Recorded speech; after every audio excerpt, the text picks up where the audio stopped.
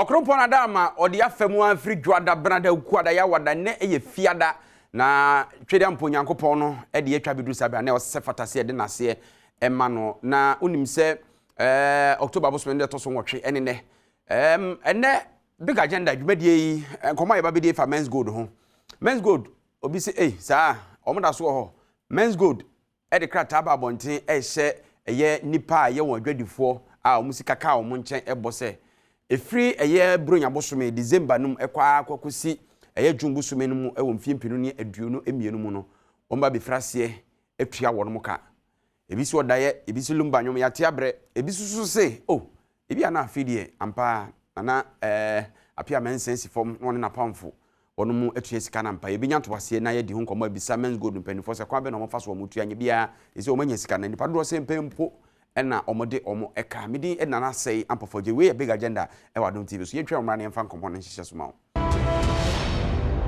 All right nti amo akwa babie mu na sedem di kaka enne e big agenda so nkomo e ba bedi ne fa men's gold ho mfinhia e ko bese 9 kura ntemnie ena eye won mu nsem esoreye a kyese enne ochena ase yebetua ase yentua ase na omudwumadie wo mrem na enimrem ena nipa sebi godo ondwetire ekosi adwuma ni mu ana se woni men's gold kodi dwa no omo awon twetweda bi ni mu atempenten kwa bi kura afa ho awu agesika no ho dodo na etiase no so asa won ho ne so akaya no abatwe se sisika no be hye pa de eni nka enipa be hye nti eni bre wom na mekai se afi atwa mu no krata bi sa ba asa se omo ba betue sika no ena ya nhye da hunu de koye na afi krata afofra sa ba men's gold adwumako no mpanifo bo ano ho ba se efiri bronya bosome December mu ekono won behwe na omo atue sika ebo modern se be bo men's gold but before then omo sika ewo eye men's gold no yewo won kasamafo ewo ha na ansa na mayenko na ye ne eye yerani ama amatefio won na ye kasamafo de men's gold opani anwumre oti yankan mo adwum akwa baba eye big agenda so na wate it's chop ya mchaus Megiri so ho ye na dom ho ye pa. All right na men's gold so ho ye men's gold ye so dem say how na money be endorse but I'm not dom the go so shishanyama me am say will bring finality to this whole issue and say men's gold so I'm not dom ho ye me person bisa say men's gold na wo ho de men's gold, if you remember, last 2 years ago, by 7th of September, my letter said, we shut it down because we don't have the requisite license to operate. And since that time, on the 13th of September was the day we shut it down company. So men's gold as a company is not in existence. I mean, operationalized wise. But in terms of we when your customers need beer, you borrow your home as a company to pay your debt, to our customers. All right. Mekai, somewhere last year, I stand to be corrected. Mobile bonting, yes, more preparations, more validations, bini ade. Omo munye so mrameye na munya kwa intri omoka. Se no kresa. Okay, and yet last year, and year 2019. That means 2 years ago. 2 years ago. 2019 years. Okay. Now But your twas mama.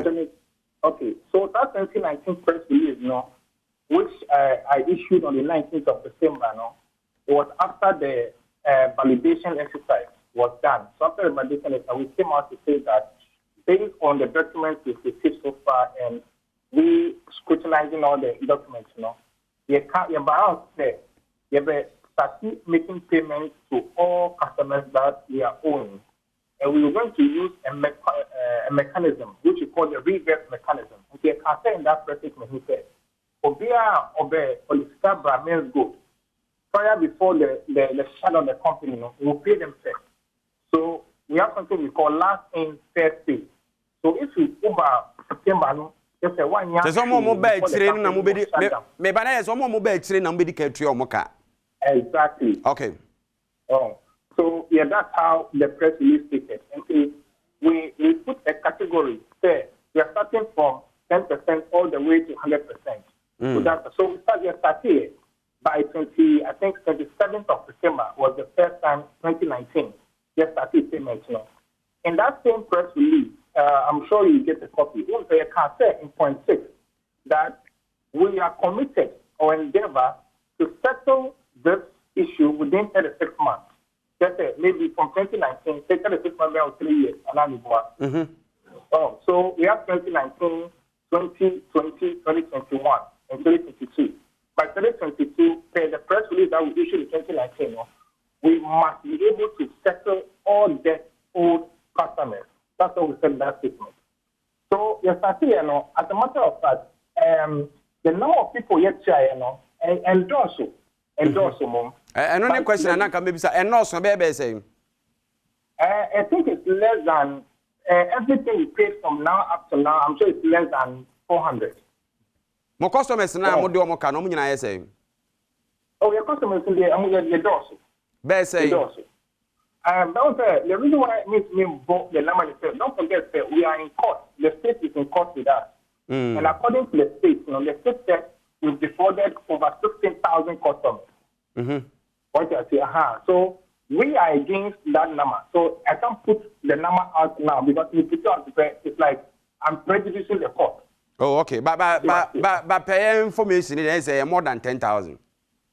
Me, I don't know. I can't tell. As I said, I cannot prejudice, so I cannot say anything that is subject to the court issue. But whichever way, ube sheno say yem pesi ebe kan court ho na ye nyina unya asema mesoma nya asem. What I said. Eti yem pesi ebe kan ho nti 400 and motua in all there. Na say woefully man say esakra because more branches na kra me man say enye ba kumpo emu nipa no motua no. I mean, you can say that, and I agree with you to say that, what you are saying. But that, and also, we have not paid anybody. All right, Mr. Matthew, me pacho, say, oh, share, bossa, moshe, any GDA, mama, customers in Yaya, some babitia. Now, within my fan say 1 year, echo 2 years in Yeno, Nipa be 400 penny motiano. Now, say, mo 3 year a timeline, one can somebody amamono, Yadiam bit me meet you. Oh, now a good answer the make our own again was so because you see the fund that we paid, you must also consider the quantum in terms of if I say quantum, the car. Almost can so. You should also consider that as well. Okay. So, and it's not easy to say a company that to say you are freezing your account, your assets, almost 70 cars, government are freezing what I say. Our offices have been closed, and the same company has to turn around to make payments. I mean, you and you should agree, say, and you're easy. Am I, sir? The commitment. To pay, the effort we are making to settle is what is important that I think that everybody must consider and applaud. But notwithstanding that, no, we are aware, say, situation and mu ya confiscate mu nyoma musika mu accounts ne honke ka hono mababo ntia be shebo se mu betua enti na mu nan si bibi so se bi ebeja iska na mu ntina mo shebo na na se die ntia. Oh, but say well, no matter how you look at it, we can also decide say yam babo ntia say yam tia because we are in court with the state. So we can say that until the court case is over before we can decide whether to make payment based on the court ruling. But we thought that as far as we have customers, and the DSC, we should make the effort to at least start the payment. All right. Matthias, regardless of the difficulties and the challenges that we face as a company, we decided to now start paying our customers. And if we can even start at least that effort is there. That commitment to pay is there. So that's what we showed to our cherished customers. All right. So you can okay. Ude Jinaswa me Yera Fred Forcing or spokesperson my coalition of aggrieved customers of Men's Gold. Uti omudi na aggrieved lady kan kra yes omudi ya obebre. Almost na mo shabo sisi some behwe no matu omsika no mo. Menye na nu asem ba ko bi enu bi na mesamra ho why. Jinaswa me. Uncle Fred net saying nana nyame de ache Nyankopon ahwe no do for the past 3 years ayeni sika komu. Yeti yemude yaka natural selection huma yeti ase. But on the other side is nipa over 120 customers of Men's Good. Omwe wuko. 120. na 3 weeks ago moya den na mo hu say our platform more platform okay into bi wa several platforms omo de lay ne beto so e bi kura you visit on 3 weeks ago in 1 week you see nipa 10 mo ya mo customers customers 5 for Kumasi in the Ashanti region 2 were Accra 2 were Central region and 1 Watakwa.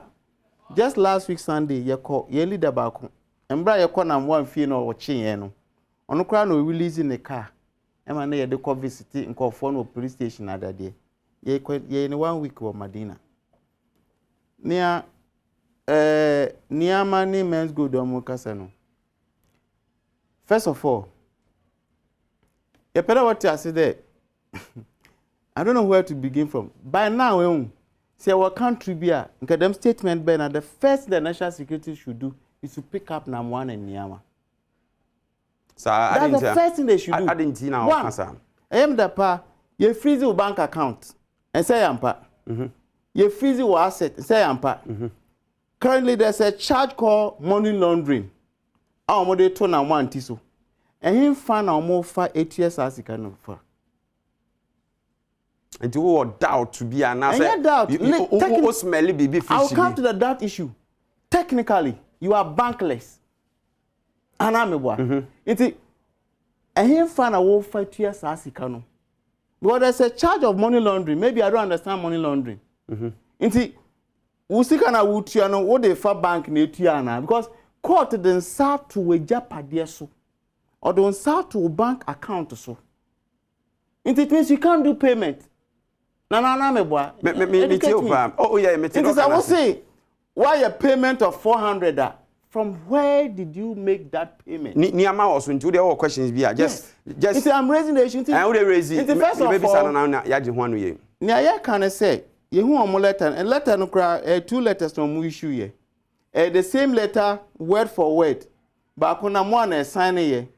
Wa address it to CID FFU4 and also wa copy and ye cry and san can copy the same letter na so na ba ko niama ne nsa hye asem e won nam me niama de no na me hu one de there's another one signed by Nam1 but niama letter no the same letter Nam1 so assign bi assign anu ko so assign or they call CID. That's the first thing. Okay, maybe niama obe address there but yes. It might be say Niama as obi or customer adwuma no or address more customers no and Nam1 so issue with the state and so ebe address CID with the same content. Okay. The next one Musimo year validation. Mo year do 80%. The 80% kra mo year no 45% no. Mo suspect say mo year fictitious deal with your former staff. Ebi document fraudulent kakra. Fine. Ubeye payment in December. Into your October. And I'll come to how significant the month December and October is with respect to men's goods. Into when I did 2 now also say validate auditing now we and crowd. Into you cannot even tell the outcome of it. When I did 2 share also say February abonti say obey December when you have not finished with the audit. Someone now say mo na no call parliament me dey mugu so do me ye dede ye jesika ye jesika. Etika we say osanka ye mo dey. Into a PR gimmick. It's not say they don't even mean what they are talking about. What I'm saying is that the long and short of it is that one when the supervisors are auditing no more you know. A man go now auditing home. And I say there's a reputable audit firm in our independent audit firm in our auditing. Who be sign of validation as so let me know we issue 23rd October validation no almost say a validation near man and them here the so first Saturday in February 2020 Niama invite the boss tena ha na no fair corporate affairs okay say Niama boss tena the boss be Nam1 wo mu bi after say issue by nyina mo meeting Nam1 when I'm say the last time you share 1st February in 2020 well first Saturday in February 2020 amoka chere say sa exercise na ye koye na man for sell live bebre wokai 2019 sa exercise na enye validation na eye claims we ade aye say the document come on nso omo ye validation and so omo document paper omo issue you know almost say a validation exercise. Almost was say validation start from this date and ends at this time. Nadinya also. Instead, why can you come now? Say why you're auditing? All right, but I understand say validation process and it begins with self-representing claims and claims, you know, a whole validation and kasa ebe kwa kubi. But Niama, yes. You freeze more assets in your animal accounts, you know. Today, the kind of first cow here, I'm going to Yakana Mubitiano. Okay, so first of all, as you said, we were able to correct or explain to the person what validation is. Validation is not an event, it's a process, what you say. So, what happened on the 8th of October to November in 2019, it's a starting process of the validation. It doesn't end there. That's why the receipt we give to them, if Fred has a copy and this is a genuine customer, I know. He will say that we said supporting document claim. That's the receipt we issue to them. So that's the first process of validation. It doesn't end there. It goes through a process. So I'm happy to say we're able to educate Fred on that. So let's move on.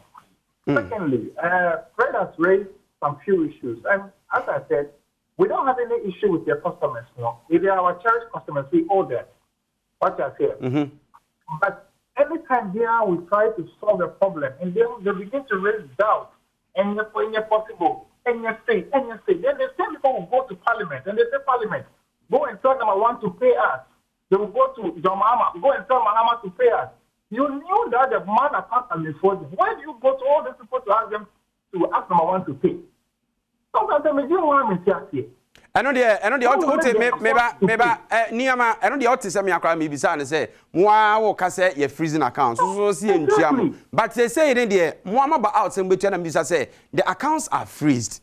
More assets are doing now, abiding in South. They say, Quaben, I'm first to alcohol, Mamma, time is 20, Mr. My main chairman, so sometimes, no, Mr. Mitchell, I am one thing.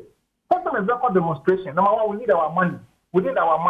Knowing very well, say, assets has been frozen, account has been frozen, the company has shut down. You need the money. How can the person pay the money then? Now the person now sat down and say, you know what? Let customers need their money to be paid. Although I am in court, let me try how possible I can raise money and pay these people, regardless of the fact that my account has been frozen, my asset has been frozen. I'm not so much baby. Why? Say that Okase on Fakwan Bison raises Sika. Na kakra Ghana for you interested to know a Quaben and number one FI raises Sika at this time. You're not interested in solving the problem. You're interested in finding where the person will get the money from to solve the problem. Critical. How does that key. solve the problem? You say you're educating. I'm owing you money. Let me educate you proper. I'm trying to, as much as possible, to raise money because don't forget that number one has family. Number one has friends who are invested. So what you didn't start business now. Me the organization say number one look elsewhere to raise money. But boss, what else can he do? What else can he do to solve the problem? Fred, person. Let me tell you. That's what he can do. First of all, the reason why that he should pay us. Let me educate you. Reason why a person with the source of the money is that this letter is the 7th scamming invitation letter to customers of Men Good. Why do you term it as a scamming letter? Let me give you the particulars. Yawagana your time in Akaniswapa. And I'll throw letter there and call you pay boy. I remember people. Yeah, Adam TV and in a national security cost where I say, no illegal. What I say? We need to know the source of payment. Okay, let me also educate you. If we don't know the source of payment, now some betrayal letter that Yambra say 45% of the 80%, you know. I'm a candidate for CID. No, more than call for a chance. They say 45% your candidate. It is a bit yama.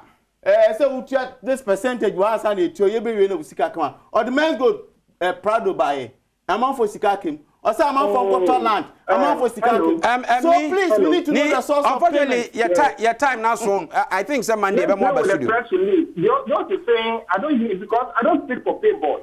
Okay. All right, etini nyame adoma Monday you beton sa for ni ato ankomo yi so why? Yeah, that's be brave. Fred. You see this same letter. Yeah, Bernard. Yes. Yeah, better aso. My last thing there. This internet can say we don't trust them. The longer. All right, yeah, that's it. Yeah, the enkomo no ABC. Yeah, Fred. And afe any amatefe bidi nanase ampo for Jane.